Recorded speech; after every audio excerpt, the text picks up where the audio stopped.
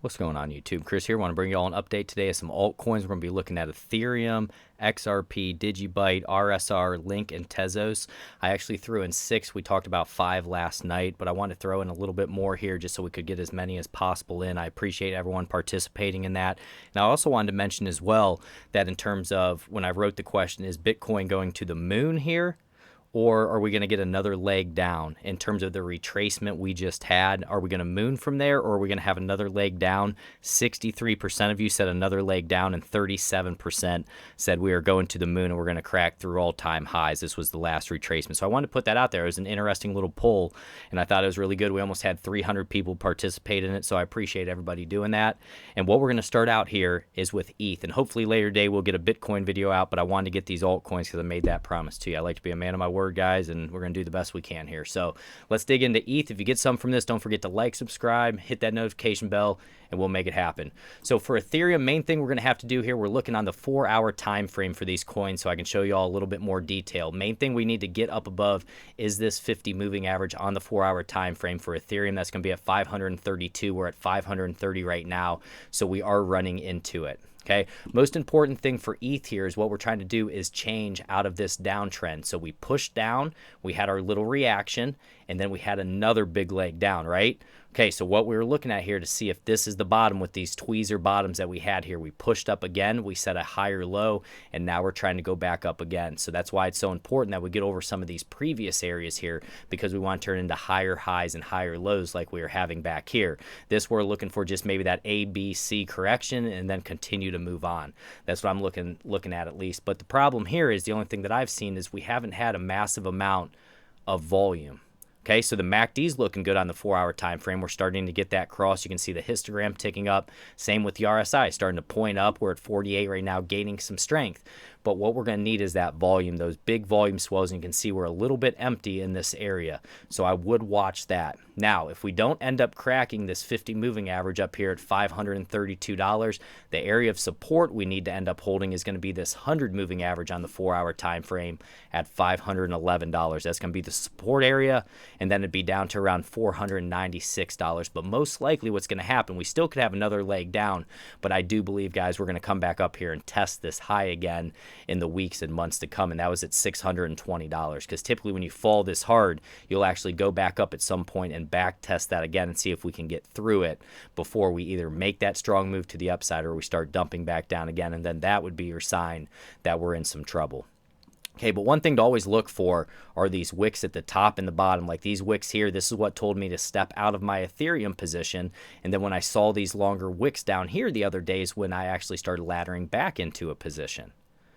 Okay, because that's going to show that buying pressure right there. You can see right off that $484, they hit our support to a T. And that's what you're looking for, and that's the power of technical analysis, guys. So on the 4-hour time frame here, I do like we're having a MACD cross. I like that the RSI is moving up, but we're lacking some volume here, and that's what it's going to take to get up through some of these higher levels now. Because you can see all these levels up here. These were our supports, and now we're actually going to have to turn them red and turn them into resistances. Okay? So with Ethereum now, what I want to do, I want to step out and take a look at the technicals. So on the 1-day time frame, we have a 6-sell, 9 neutral, 13 buy oscillators, 2-sell, 8 neutral, and a 1 buy. So a little bit more neutral to a sell on the oscillator. So I do want you to be aware that momentum and MACD is going to be a sell right now on the 1-day time frame.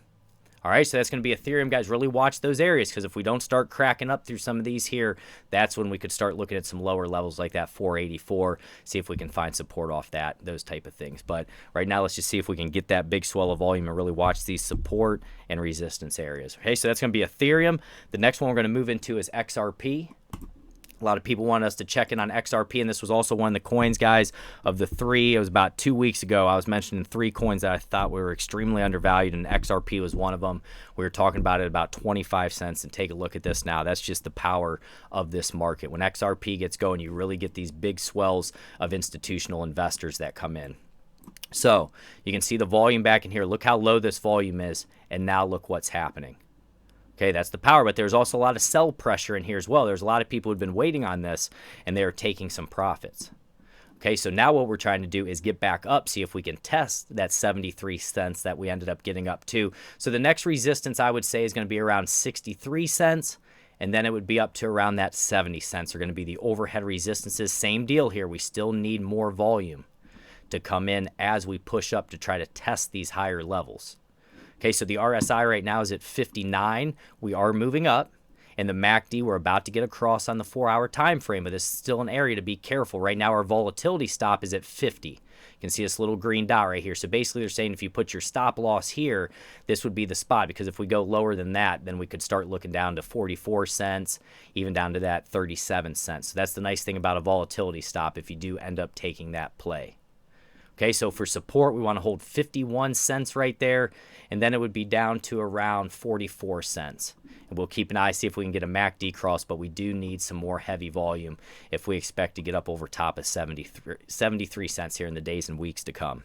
Okay, so watch those areas. That's going to be XRP on the 4-hour time frame. The next one we're going to get into is Digibyte.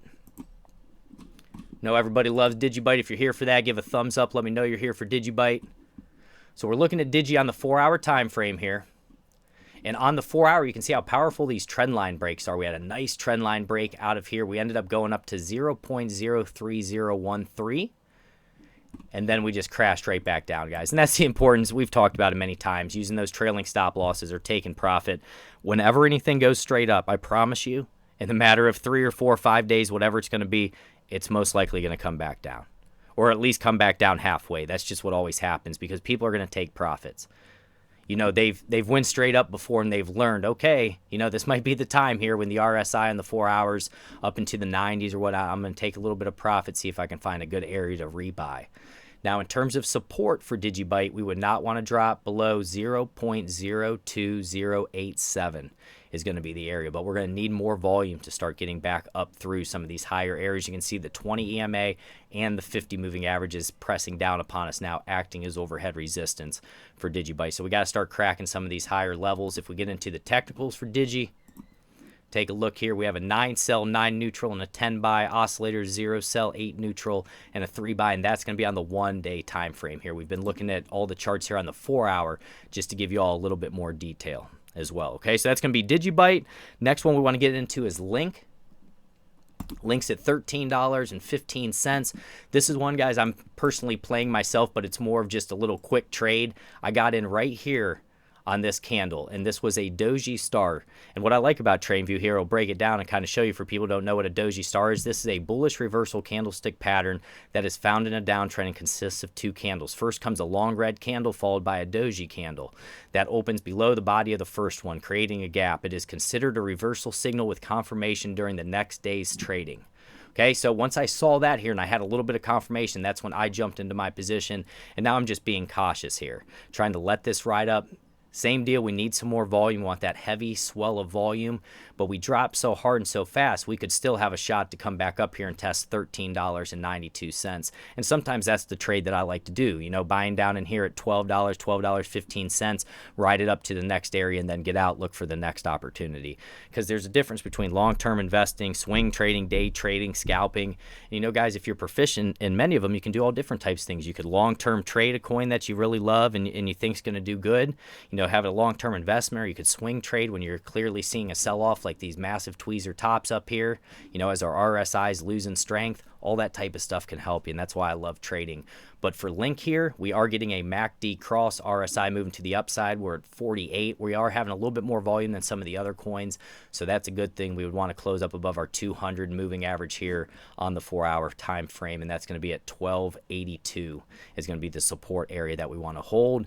And for Link, like we said, our target, we'd say 1339, then be up to around 1392 are going to be the overhead targets. And then support, we don't want to drop much below even this parallel channel here that we have. Right here, we've been holding these higher lows right off that area. Okay, MACD cross, RSI is at 48. So that's going to be Link. Next one I want to get into is Tezos. Dash is doing really well at 105 here. It's up 14%. Just kind of taking a look here. EOS is at $3. Let's go to Tezos at 237. Okay, so Tezos here now on the 4-hour time frame. We're about to get our MACD cross. RSI is moving up. Still want some more volume. We're at 51 on the RSI. In terms of support, we want to hold $2.23. Going to be the support area. Overhead resistance, we are hitting it now at $2.38. If we can get up above that, it's going to be up around $2.49 is going to be the area. But you can see we got as high as $3 here for Tezos, and then people obviously were taking profits. And that's the name of the game, guys. It's what happens. And that's what we always need to be aware of and protect our positions. And I like to do it with those trailing stop losses. Really read a lot about it. It's something I don't really feel comfortable with helping people out yet, because stop loss placement in this market is one of the most difficult things to do with these long wicks that can get you. Take even a look at this wick here, guys, just to give you an example on the 4-hour time frame. There's a wick of 23%. I mean, these wicks up top here, you're looking at about 4%. I mean, some markets don't move that much in a month, and we're getting wicks like that. So that's why it's so hard to place stop losses sometimes. So it's really difficult, and it's an art, and I'm still working on it myself. But, you know, we're looking up to see if we can get to that $2.49 there and see what type of volume we have coming in there for Tezos. So that's going to be Tezos there at $2.37, and then we're going to go into RSR. This one I've not looked at before, but people were putting it out there, so I just want to check it for us. And don't forget, if you get something from these videos, guys, don't forget to like, subscribe, hit that notification bell. Let's check this out. Okay. So earlier, when we were jumping in this, hadn't really looked at it, just put some overhead resistance, some supports.